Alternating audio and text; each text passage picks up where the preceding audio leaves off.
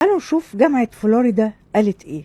اثبتت لكل الرجالة ان غسيل الاطباق، قصدي يعني بالمصري المواعين، غسيل المواعين بيعمل راحة، ريليف. الراجل بيرتاح.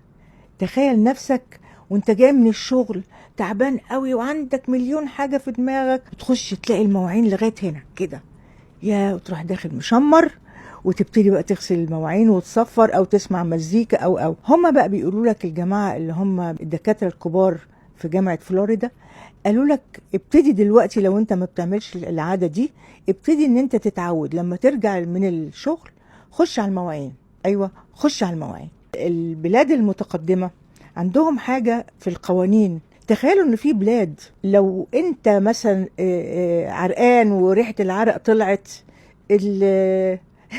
في سنسور في الاسانسير ما يدخلكش، يزمر تيت تيت تيت، يبتدوا يبصوا لبعضهم وينسحب صاحب الرائحه. والله